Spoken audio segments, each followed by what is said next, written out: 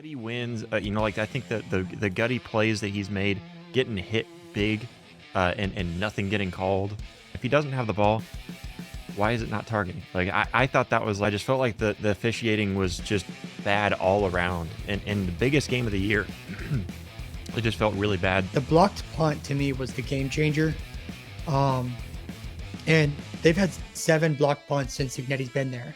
Well, I think I saw a stat. It was like 87% of the time when you block a punt, you win the game. Why are you throwing the penalty for them celebrating a game-winning interception? Let that go. Yeah. Let that go. Just let them have fun. They're kids. They're 18, 19-year-old kids. Or if you're Indiana, they're 34, 35-year-old kids. Well, and But you get the if that point. happens, my point is, obviously, it's all scripted. There's a lot of Probably. honesty now with it, which is great. Changed that game completely. 10-point swing based on the missed field goal and the blocked punt. Let's fucking go. And then he turns around and swings a punch on an Indiana player. What an incredible season. And I really do think that this has to be a team that you discuss being at least the top 5 greatest team of all time. Really anyone in the state of Indiana. To hear the fact that the Indiana Hoosiers are national champions in college The only football. time they ever thought they'd hear. I think a lot more people are going to start to take notice that you can do what Kurt Cignetti did at Indiana with any program. You really can.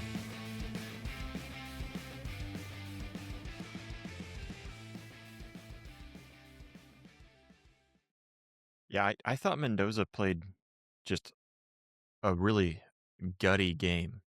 Like Yeah, I overall, I mean, mean, it was just knowing when to turn it on, and like that touchdown run at the end.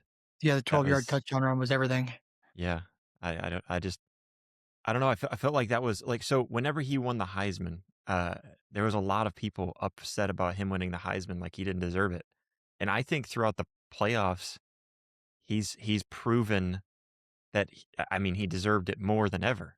Like he had a solid season, and I think that was enough for me to feel like he deserved the Heisman, especially over the candidates that were in there this year.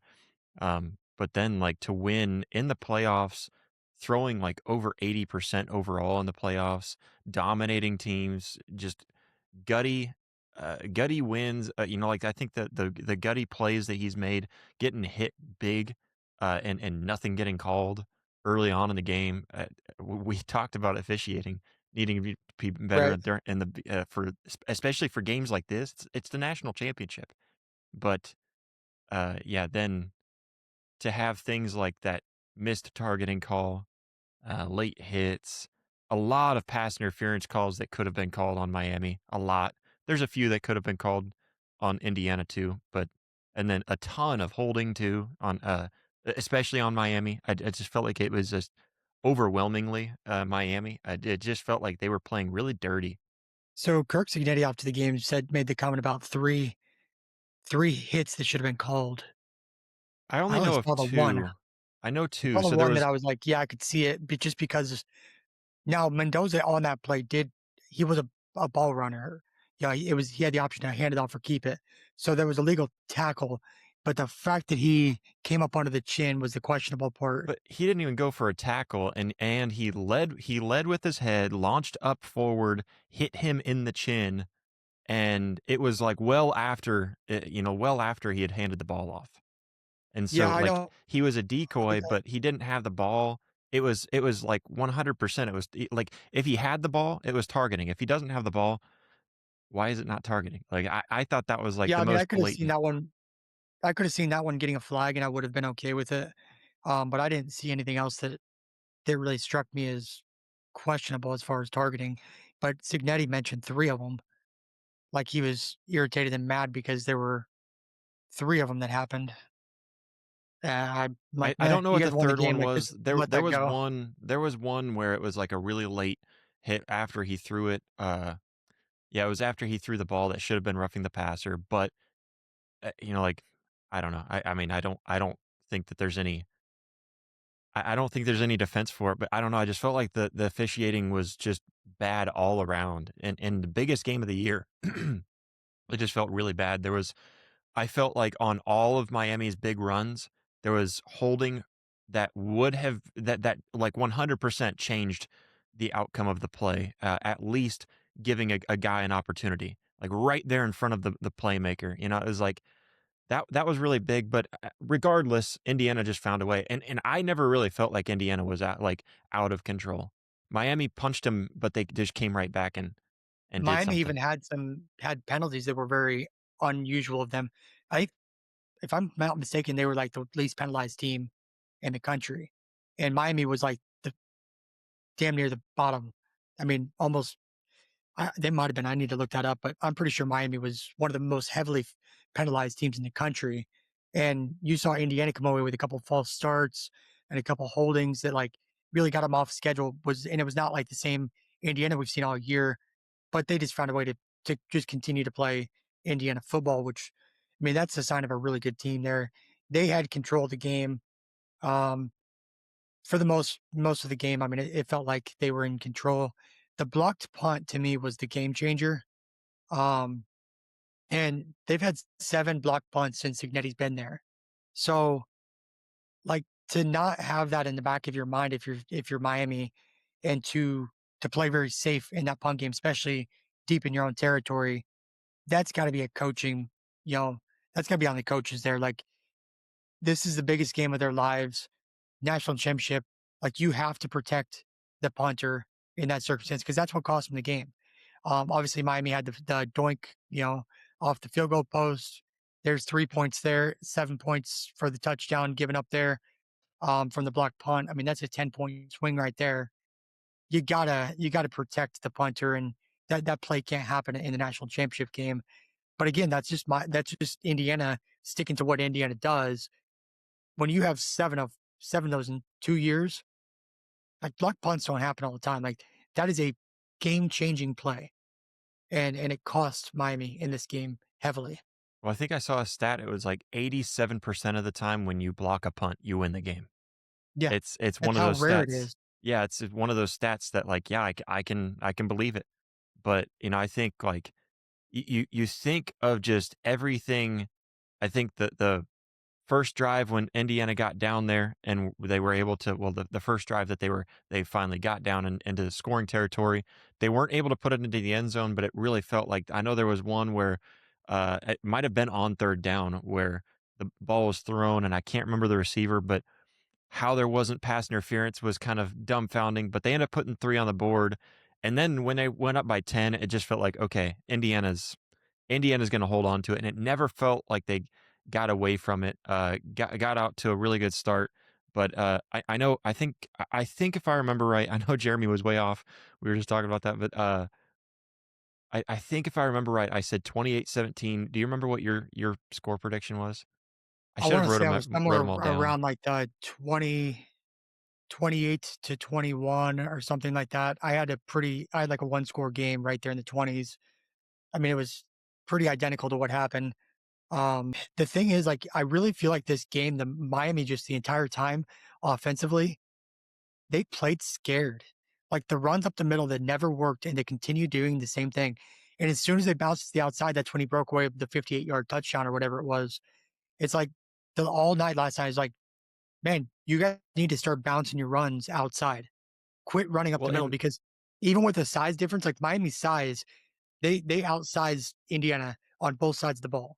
Well, and Like, early on, it was, like, really evident too, you could see it, and it's like, "Man, I don't know," like, Indiana's just they're not struggling as a team because their defense was always really strong. The DBs, man, like, they just were on top of it, they were there, like, on almost every play. There was, like, a couple of broken plays, but they're so well coached, and they have such a like, a high IQ just to be on the ball, like, all the time. Their hand is on the ball, but outside of everything else, that the trenches was, like, obvious that Miami was bigger and stronger and just bullying them around early in the game. That's what I saw early on in the game, but then it did feel like as the game went on, it felt like even though they were bigger and stronger and more physical, Indiana just found a way to will themselves back to either disrupt, get a couple sacks, get some tackles for loss. There was also a lot of times, I think at least 3 that I can think of off the top of my head, where the refs spotted the ball in a horrible position, either moving the ball forward. I think that happened once on a really crucial where they put it 4th and 1, and Miami was going for it where it should have been 4th and 2 at least, and then but they put it at 4th and 1, and then whenever the Miami ran the ball, they barely got it, but I don't think he actually got it, and they never reviewed it. And I was like, well, I don't really know because I didn't get a good glance on the first look that they give you. They just give you one really quick look, and it was like, man, they got to review that, and that there's no review. And then there was a few others too where it was just like all over the place, not just for Miami, but it just felt like they were spotting the ball really weird. Yeah, and It then really felt like they were just content to just kinda let the game happen however it was gonna happen. They really didn't call a whole lot of stuff. There was a lot of chippiness too that got overlooked, which I'm fine with as long as it's consistent, like we talked about last time. Um, and I felt like it was a little bit more consistent. Like there were some Indiana players chirping quite a bit, and there was also some late hitting from Miami that didn't get called. They yeah. kind of let them. They kind of let it go. Um, I would like to see some of that cleaned up, especially because it's Miami, and that's what Miami's notorious Well, for. and it Like you're was kind of mainly ruining the just all sport. from one side too. Yeah, And I never saw a referee get up like go up to somebody like we were talking about, just go up and explain to them, "Hey, I get it, high emotion game, got to lay off." Never once did I see that until Indiana got physical. They went up to the Indiana player and said, "Hey, you got to calm down, or else I'm going to throw a flag." Uh, right. okay, late in the game, so the last one, it was actually a really cool play, and then also really cool storyline that we'll get to as well. But there was the big interception there in the last play of the game, and I'm trying to see who it was. I forget the name of the player.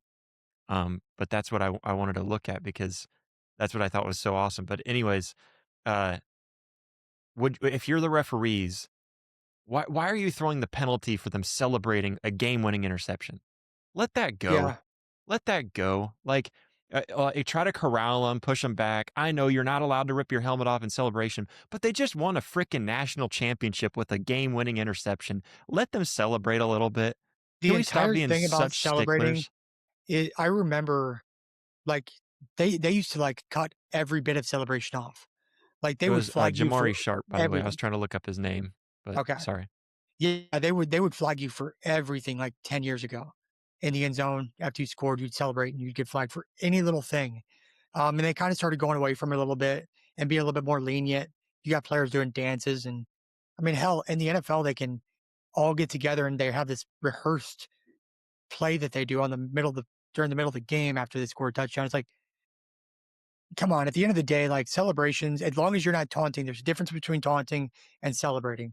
100%. If you're celebrating, just let it go. Like, and especially in a game of this magnitude, when you're playing in a national championship game, you have to let that go. Just let them have fun. They're kids, they're 18, 19-year-old kids, or if you're Indiana, they're 34, 35-year-old kids. Today's episode is brought to you by All Hockey Sticks. All Hockey Sticks is a hockey stick company built by a former player with one mission: deliver elite performance at an honest price. Designed for quick release and consistent feel, All Hockey Sticks gives players pro quality level without the inflated costs. Starting at $179 for seniors and $139 for juniors. All hockey, all the time. Make sure to go to allhockeysticks.com and use code RISING for 15% off. Again, that's code RISING, RISING, for 15% off. Well, and But you get the if that point. happens in the 3rd quarter or whatever, yeah, throw a penalty. But you have to recognize the situation and just recognize that he just won the game and to win a national championship for his team.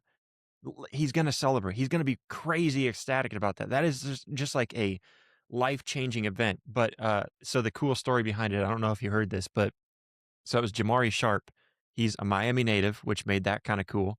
And on top of that, his, I believe it was his uncle. So his uncle, yeah, it was Glenn Sharp. He was actually penalized, so his uncle was penalized on a crucial pass interference call for Miami in 2003 in the Fiesta Bowl to lose a national championship to Ohio State because of that controversial pass interference call. So now him and his uncle have both caused a play to end Miami's hopes at a national championship. It's just his uncle did it for his own team when his So did uncle he played for Miami. sorry, did he make up for his uncle, or did he not because it's different teams? I mean, I guess his uncle would be, like, proud of him, but then be pissed that he just took down his alma mater. I don't know, Yeah, it's I guarantee his uncle was not cheering for Miami in that game. yeah, probably not. I mean, I mean, but he's even if I probably went got to I mean, school if that's your alma mater that you almost won a national championship with, though, and, who knows if he was playing in '03, trying to think of when it probably didn't ever win one with them, but still, I mean, you probably got a little bit of a soft spot for your own team. Like, I just I mean, I couldn't imagine not being like, "Ooh," like, even Mendoza's dad, who won a national championship with Miami, so that's the other cool thing, so his Mendoza's dad and Mario Cristobal both went to the same high school, and so did Mendoza and his brother Alberto, and they all went to the same high school. And then Mendoza, he mentioned after the game that he was denied an opportunity to walk on at Miami. So I mean, it's just like everything built up to storyline, and so my point is, obviously, it's all scripted. yeah, for sure. Yeah, there's the script writes itself. Yeah, the thing is, it's like I was reading something today about, or I think it came out last night, that Mendoza's little brother hit the transfer portal, and in less than 24 hours, he's already going to Georgia Tech. Yeah.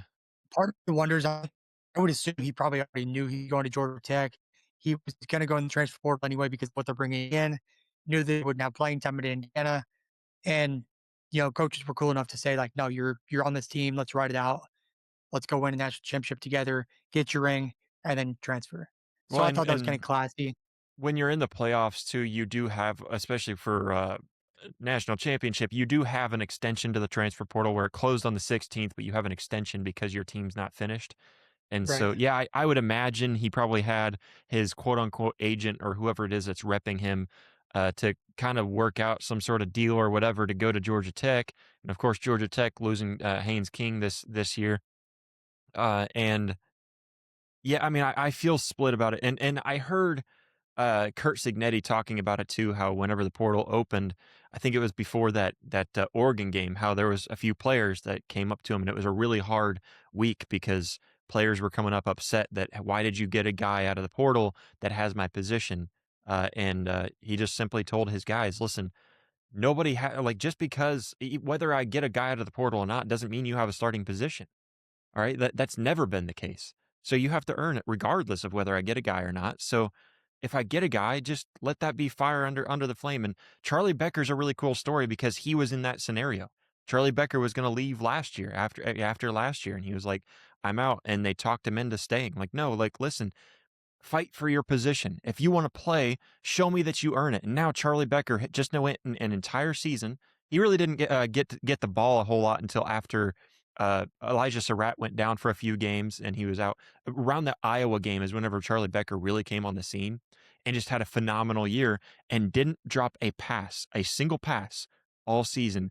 And how Yeah, close were the two that he almost dropped there late in the very. game? One on the fourth down where he barely caught it, and another one where the defender was draped all over him and still pulls it in. Just an amazing story. And so I think that's what college football used to be, and Charlie Becker's a story of it. But back to Mendoza's brother, yeah, I mean I hate that. I hate that you sat on the bench watching your brother win a national championship and you go on. I get it, whatever. But I feel like he had a really good shot of coming in and fighting for that role next year too. So I mean, it just Yeah, I don't know. Like, I think sucks. the GMs now, and the way that the college football landscape is now, I have to assume somebody came in and had a conversation with them and said, "Hey, like we're bringing in these other guys. Like, you're better off transferring." Like, I there's a lot of probably honesty now with it, which is great. And I think it's really easy for us to put this on the kids a lot of times because you see these kids that are just, as soon as they announce another linebacker's coming in and I'm a playing linebacker, it's like, nope, screw that, I'm out. You know, and we read into things like that. It's easy for us just to assume that the kids are at fault or they don't have any loyalty or whatever. But there's a lot of behind the scenes stuff that we don't see as fans. Where the GM's coming in and saying basically, "Hey, like this is a position we feel like we need to improve. We're going after this guy. Um, you're better off transferring. I'll help you because they're tight with their players. A lot of times they want to see them succeed, but it's not going to be here. We think that you'd be better off transferring somewhere else. Let's help you find a school." And I And assume that's probably what happened with Mendoza. that's my take on it, It does which is happen way fine. more than people realize too, and you bring up a good point too, that I mean, I hate watching people just light up a player and just be all pissed with them and everything, but it is coming that way where there's even guys that you really like as a fan because you're like, "Man, he was really good as a backup this year, and he's definitely gonna be a starter this upcoming season," but they go out and get transfer portal guys and tell him like, "Hey, we have more faith in the guy that we brought in." So, I mean, not more faith, but they might say, "Hey, we brought this guy in to be a starter, and so it may not work out for you, and so we want the best for you, therefore move on." And Yeah, there's that's just a really good point different to bring up. circumstances that we don't understand. Like there's a kid that committed to Nebraska from the JUCO, and so unlike Minchie from Notre Dame, who committed verbally and then left. This kid basically did the same thing. He verbally committed to Nebraska. Now he's going to Clemson. Well, all the fans are just like, man, this again, like, and they're just bad mouthing this kid. Well, if you really read into it, what actually happened is he Nebraska wasn't sure that he could actually make the academics to play at Nebraska. And we're not going to sign a kid, especially in this world we live in where you're spending all this money on players to come in. We're not going to spend money on you without, guarantee that you can actually make the grades to play for us. And imagine that the ACC is a little easier to get into than Big Ten school with academics. So again, it's just easy for us as you know coaches on the couch to be hard on a player or to question a player's integrity when there's a lot of stuff behind the scenes that are happening. And I'm probably just as guilty of it as anybody because it's just easy to do. But that's something for us probably to keep in mind as fans too, that there's a lot going on behind the scenes that we don't know. But back to the game last night, the I think when we talked before, like about our predictions and stuff, I think the one thing that was probably underlooked the most was special teams. Possibly. Yeah, I mean, Because I think I that was a that was so game changing in this game. Special teams changed that game completely. 10-point swing based on the missed field goal and the block punt. well, Like and so we talked about the money being in on Indiana, but when you watch the game day crew and like all but one or two of them, I think all but Pat picked Pat Miami, was the if only I one that picked Indiana. or Indiana. Yeah, so I mean, it was just crazy to see that, like, Indiana, like, that's what we talked about on here was like, yeah, I feel like and all year it's kind of felt this way too, where it's like, yeah, I feel like I want to pick the other team because my head is telling me this is Indiana. It's Indiana Hoosiers. They're not going to win, and then let alone making it to the national championship. There's a lot of pressure on this team, but there's just something different about it. And I know we talked about it. There's just something different about this team. It's something different about Kurt Signetti and how he coaches this team. That this team doesn't feel that pressure that everyone else thinks is put upon them. And it stems back from last season. They had a great season, made it all the way to the college football playoffs in Kurt Signetti's first year ever as an Indiana head coach, first time ever as a Power Four head coach. And then coming into this season, and now all season, everyone was just kind of doubting them. And no matter how many times they prove it, it's like no one is ever willing to, like, even right now, I'm still seeing from last night and today, people still doubting what Indiana put out there yesterday in the national championship and like winning it in incredible fashion where like Mendoza winning the Heisman and being the first ever Indiana player to ever do that and going near 75%. I think it was like 74.5% completion percentage throughout the playoffs. I mean, that's just crazy, and people still just doubt what they put on the field. So I find it incredible, that people, like, especially media who watches these games and analyzes them, and they've seen Indiana doing the same thing over and over again, and they just ignore that. Well, the thing is, Kirk Cignetti, what he's done is completely flipped the perception of how you have to win games now, right? How much money was it? It was A&M, right? Spent just truckloads of money this last Tex 2 yeah, years, Te I or think Texas Texas A&M and Texas and Tech. Tech. Yeah, Texas Texas Tech, Tech yeah. was the big one. Texas Tech spends just absurd amount of money on their roster. Oregon does the same. These big teams just spending absurd amount of money to get the best of the best, the 5 stars, the holy grails of their position, yada yada. That's how you win today. That's what it takes to win football now. Back in the older days before stars mattered, nobody cared about how many stars you had. They looked at you on your tape and determined if you were a good fit for the program. They looked at your grades, they looked at who you were as a person. They made that decision based on those things. Kirk Cignetti has brought in a bunch of guys that fits his system and that he feels he can win with because he feels that he has the coaches in place to coach these guys. And that's exactly what he's done. So Kirk Cignetti ran this Indiana team just like they did back in the 90s. They didn't focus on the stars. They didn't focus on, going out and paying all these guys a bunch of money. They coached, they used coaching to win, which is weird today. Like Well, and you don't have to have great coaches.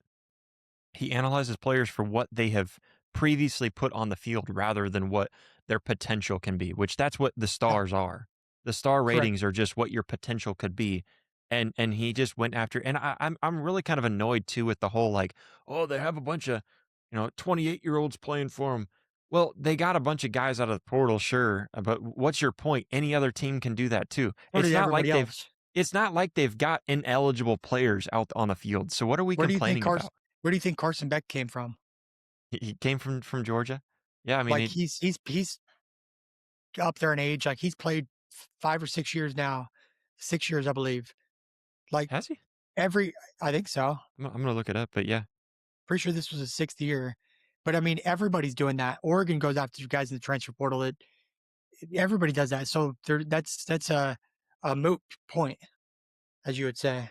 Yeah, a moot point, yeah. Moot point. Yeah, 3, 4 yeah, this was his 5th year. 5th year, Um, okay. yeah, But still. I thought it was just his 4th year, but yeah, you're right, 5th year. But yeah, I mean, Yeah, it's so, just like, where's the storyline there? I did see the did you see the funny clip of them asking about his classes and stuff? And he's like, "Yeah, I don't go to class. I'm graduated." Like, God, we're really making football and college look bad when you got a kid out here that doesn't even go to college. I mean, he's not enrolled in classes, like, he's not even a student anymore, well, technically. Fernando Mendoza got his MBA from Cal Berkeley, and then now he's taking, like, I think master's classes or whatever it is at Indiana, but, he's just he's so fun, and watching him last night, like, it's just so funny, he's such a nerdy and clean dude, gets out there and all glory to God, all glory to God, all glory to God. Then when he gets up on the stage, and and I saw him explain this afterwards, but it is the hype of the moment. Every week you have to sit here and give these cookie cutter responses to, "Oh, we're doing really good, but we gotta focus on the next game now. We gotta keep on moving on." Not anymore. You just finished it. You Yeah, you season's you did over. what you gotta do, so he gets up there. It was just hilarious. I first want to give all the glory to God. And, I mean, there's no better group of guys I want to deal with. This is the most special moment of my life. There's such a great group of guys. I love you guys. Great job. Let's fucking go! Yeah. It was hilarious. I thought it was funny, so I was watching the game with my father-in-law, who's a big Miami fan, obviously, grew up in Miami, diehard Dolphins and Miami Hurricanes fan.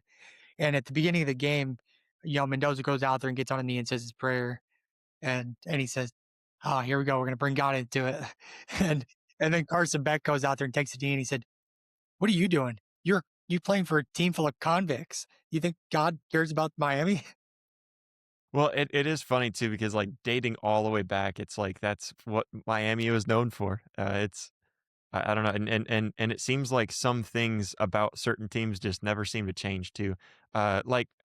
Fletcher after the games, you see the clip of him going out, and what was ironic too was Holly Rowe just posted something about him, and I don't remember what it was, but he went up. I think he went up to Mendoza to congratulate him. He went up to somebody and she just said, "Oh, I just witnessed this. What a class act from Fletcher." And then he turns around and swings a punch on an Indiana player. Can we just like and Carson Beck walking straight off the field. Go out to midfield and congratulate the team. I get it. It sucks. And I don't wish that upon anyone to make it all the way and get so close just to have your heart ripped out. And especially for Carson Beck, it probably hurts even worse because you feel like you're the reason. It was a terribly underthrown ball and it got picked off, and that sealed the game. But It was a very uncharacteristic throw from Carson Beck. I mean, it was he's got a from good arm. this Like that from was this year, yeah, horribly, yeah, horribly underthrown. and in the playoffs, he was like pretty flawless. So yeah, definitely uncharacteristic overall, I'd say. I think he had one interception in the playoffs up until that point, I believe. Really, yeah. I mean, I can't remember for sure his stats throughout the playoffs, but Mendoza um, had Miami had many chances to catch. I think 3 or 4 times Miami had a chance to pick Mendoza off and did not capitalize. yeah, I There guess I was don't there were 3 or 4 balls I remember like, dude, you got to catch that. This is the national championship. But I the know national Indiana championship had a team lot makes the of plays. They Indiana make the had a plays. lot of opportunities, like where it was bouncing off players' hands, just Yeah, a ton. I mean, they yeah. probably had 10 There could have opportunities. been a significant amount of turnovers in that game, but neither team really capitalized until the very end. Well, and But that's what the good teams do. it was a lot of heart from both teams too. Dad and I were watching the game together, and we were talking about should we reseed teams throughout the playoffs, kind of bump their seeding up. I mean, because you're obviously not the number 10 team in the nation if you made it to the national championship game. No, because And I so, don't think it matters at that point. Like the well, seating, okay, I think the seating is done appropriately, then just take the and then rankings it away at just that is what point. it is. Yeah, I agree with that. Like, but I don't think the rankings matter, right? So like taking away and I not mean, taking away doesn't really do anything. it doesn't necessarily, but I feel like, okay, so you're number 10, you beat number 7, I think it was, and so you move up, and then that's why you're playing number 1 in the or no whatever, number 2 in the nation, Well, and then, of they'll course, you fix beat that them. next season. I Obviously, Miami's gonna be ranked higher because they were right there. Well, yeah, yeah, but I just think that during the playoffs, it does feel wrong to see number 10 against number 1. It's not number 10 against number 1. And It's so visually either just unappealing. yeah, and it's just wrong too because they're not the number 10 team in the nation. They are the number 2 team in the nation. I mean, they've proven it. So, yeah, I don't know. That was one thing that just kinda I know it bugged dad a lot, and I was, like, explaining to him the kind of the way you're saying it, but then the more he explained, I was like, "Yeah, no, I get it. You're right. It is wrong. Like, they're not the number 2 they're the number 2 team in the nation." But, I did wanna say you were wrong, and I said something about it wouldn't surprise me to see maybe a 65-35 split for Indiana, and they put it up on the screen. It was about a 60-40 split. Yeah, but I mean, Indiana fans showed up.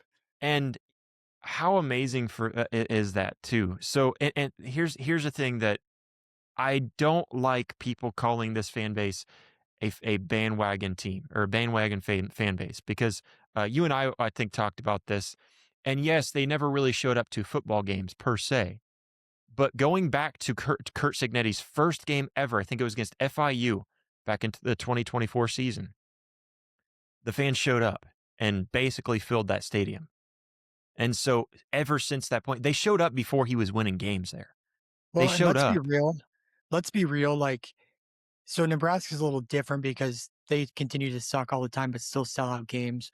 But most teams, and so UCLA's had I would not consider them an elite team They're not a blue by any blood, means, but but they've definitely had their years where they've really been competitive and really been good.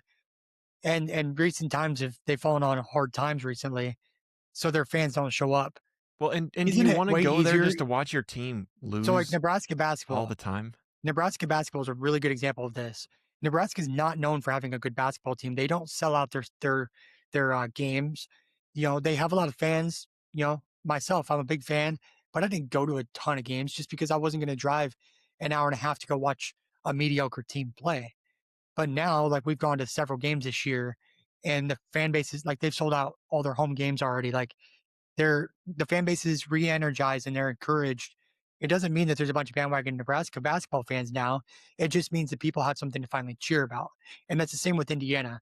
I think the one thing that bothers me personally, and this is only a very, very few people, so it's not even a big deal. But I know a lot of people that I went to school with that were Purdue fans growing up. Now all of a sudden they're rocking Indiana stuff. That's I not okay. Yeah, so, like, I can understand a little bit of, like, you're cheering for your home state, I suppose, maybe. Yeah, but But it that's a is hard rivalry, man. it's yeah, it's hard to say You hate each Purdue. other all year, and now I all of a can see sudden, Notre Dame fans more than Purdue. Purdue is like a rivalry that you play at the last game of the season for an Oak and Bucket trophy, like a trophy, rivalry ship or yeah. So trophy rivalry is what if that is, and Creighton basketball fans, now that Creighton sucks, they all of a sudden they're like, "Yeah, man, we're undefeated." No, we're not anything.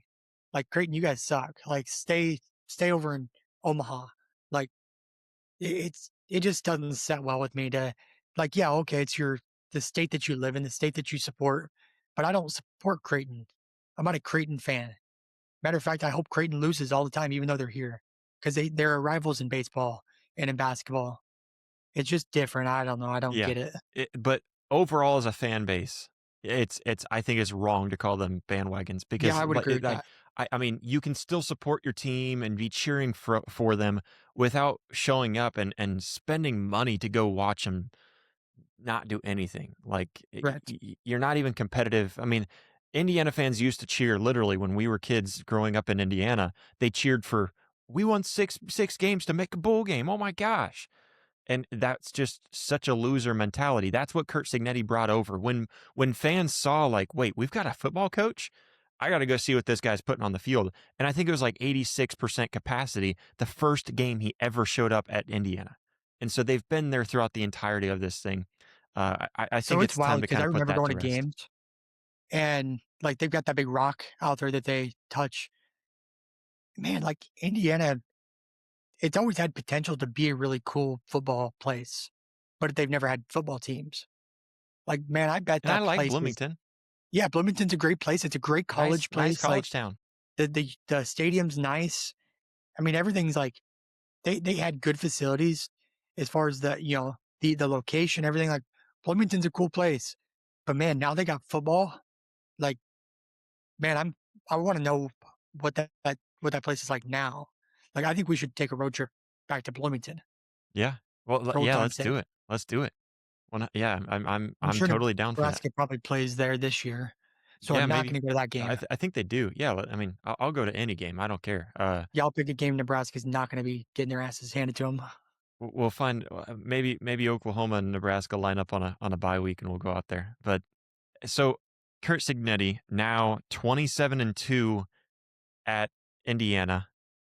Um, those two losses to Ohio State, who won the national championship the year that they lost to him, and Notre Dame, who made it to the national championship the year that they lost to him. And neither of them were really blowouts the way that people want to perceive them to be. They were games where one play really just changed the tone of the game, and based on the scoreboard, they didn't hang in there, but they were still in the games. And so just crazy to turn from year one where I think when you look at year one for Indiana and see what Kurt Signetti did there, it was one of those. It's one of those things where year one you were like, "Wow, that was really impressive that he made it to the playoffs," and a lot of people doubted him. A lot of people put pressure on Indiana because you know surely they can't do it again. And now people are kind of jumping in that same boat again this year, saying like, "Well, he can't turn around and keep on doing this." But I truly believe so. To start the year, that's what I thought was really cool. So to start the year for the Indiana Hoosiers, they played Old Dominion. They went in only up 17-7 at half. They end up winning that game 27-14, and it was kind of a nerve wracking game. And I'll be honest, when I saw that, I was like, I don't think Indiana's going to do what they did last year. I don't know. I'm not seeing it. But they do have a manageable schedule this year, and Penn State ended up not having a great year. But Penn State, like all of a sudden, Penn State showed up about a week or two before they played Indiana and started playing the kind of football that we expected them to play in the beginning of the season. And so a lot of people overlooked that Penn State win. That was a gutty win.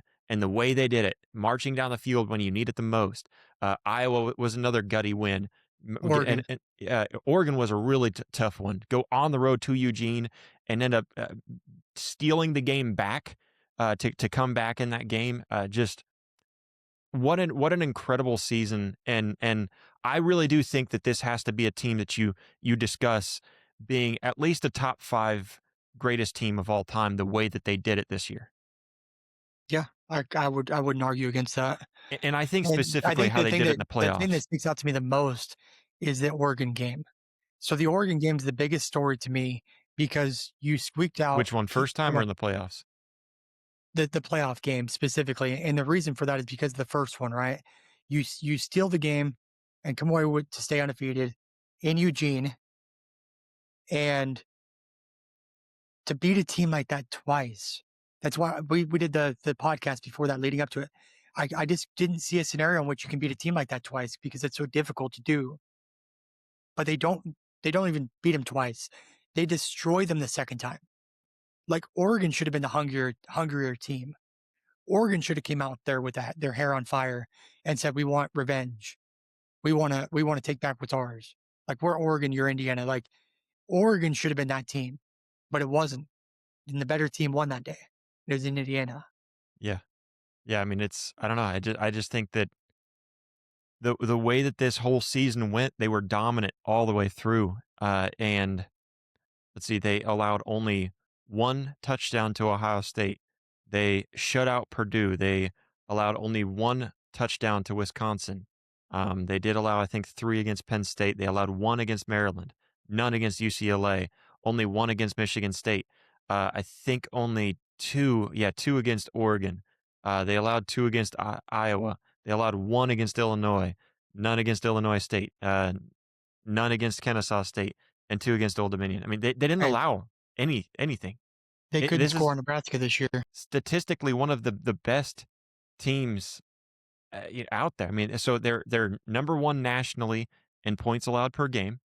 They were second fewest, rushing yards allowed or, yeah, second fewest rushing yards allowed per game. They had the fewest, rushing touchdowns allowed all season with only 5 rushing touchdowns all season. Only 7 passing touchdowns allowed all season, which is also fewest in the nation, and, 17 interceptions, which is top 10. I just The thing is, like, this is the team.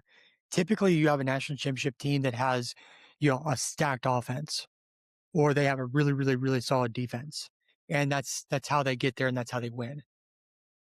Indiana had a solid offense, a solid defense, and a really solid special teams. Like they were flawless in all three categories.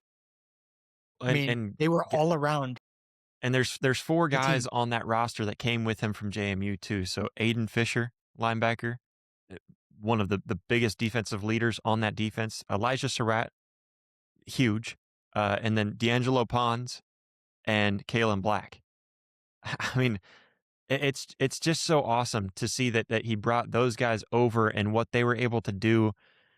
I just like I don't know how you can't just be so ecstatic for this team, especially if you know Indiana and I really don't think, and I know Kirk Herbstreit was saying this last night. I don't think this is a team that's like a one and done. You're not going to see them back in it the way that maybe UCF or Cincinnati were.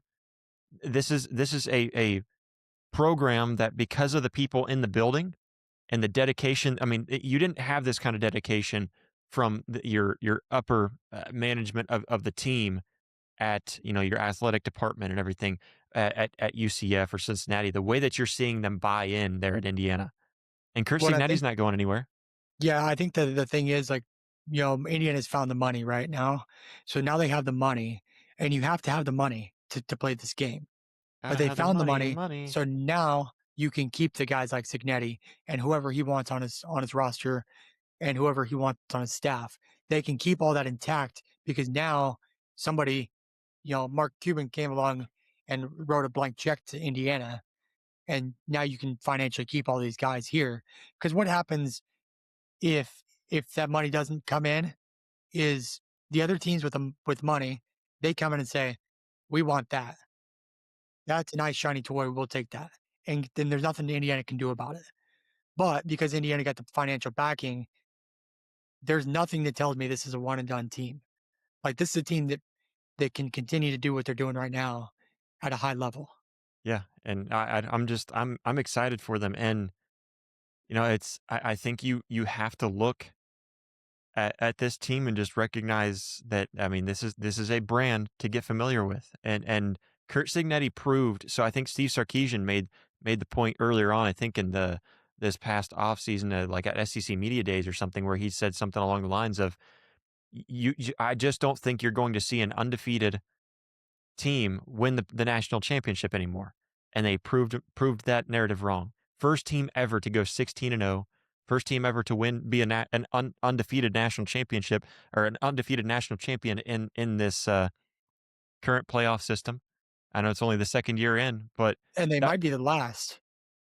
Because wouldn't if you talk surprise about me. adding more if you talk about, like, adding more playoff games now down the road, that means you gotta win 17, 18 games. It's incredibly hard to do it the way that they were able to do it, and so they are loading up too already because I was looking this up. So they've got Josh Hoover, the quarterback from TCU, coming in.